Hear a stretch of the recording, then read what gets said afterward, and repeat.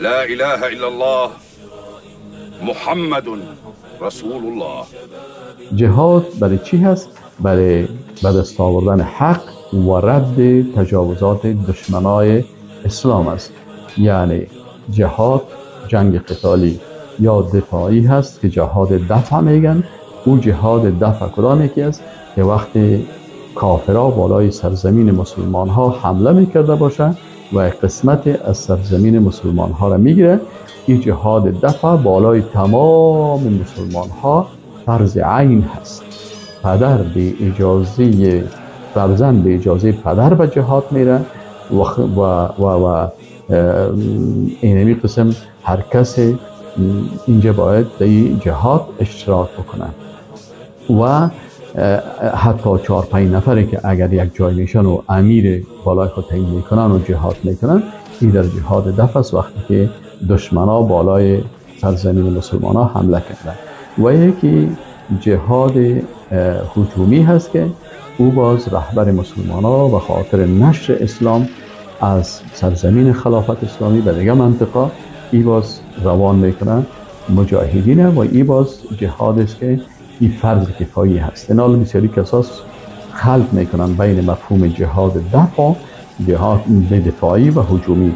جهاد دفع یا دفاعی جهادی است که این بالای کلگی فرض است و ای که مثلا پسر از پدر اجازه میگیره او در جهاد چی است؟ در جهادی که فرض کفایی باشه که سرزمین مسلمان ها به دست کافرانه باشه، کافرها حمله نکرده، ولی مسلمان ها به خاطر چی میرن؟ به خاطر انتشار اسلام و وسعت سرزمین مسلمان ها و دعوت به طرف اسلام اینا هجوم میکنن. این باز فرض کفایی هست که اگر یک تعداد را که خلیفه مسلمان ها روان میکنه و دیگران میباشن برای اینا اجازه هست. اما در جهاد دفع یا جهاد دفاعی این بالای تمام مسلمان ها فرض عین است که کلگی باید خرد و بزرگ جوان و پیر همه باید در مقابل دشمن باید اینا فرض عین است که انجام بدن تا زمانی که این دشمن از سرزمین مسلمان ها حرکت برایند و تجاوز خود ختم بکنند. و این را مسلمان ها میگه که بالای تمام مسلمان ها از زمان سقوط اندلس بالای تمام مسلمان ها جهاد فرض عین شده.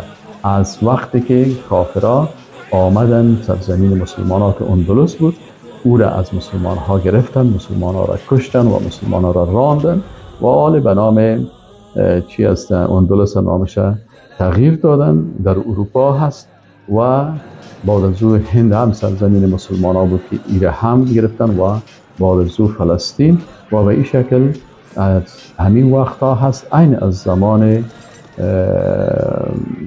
سقوط اندلس بالای تمام مسلمان ها جهاد دفاعی فرض عین شده. واقتلوهم حیث ثقفتموهم و شما اونا را به قتل برسانین حیث ثقفتموهم در هر جایی که شما اینا را گرفتین و یافتین و اخرجوهم و اونا را بیرون بکنین من حیث اخرجوکم از هر جایی که اونا شما را بیرون کردن. والفتنه اشد من القتل. بعضی اوقات اونا انتقاد میکنن که آیا شما قتل میکنین؟ برشان الله متعال میگه که فتنه کفر، اینجا فتنه کفر است، یعنی کفر و شرک این شدیدتر است از قتل کردن.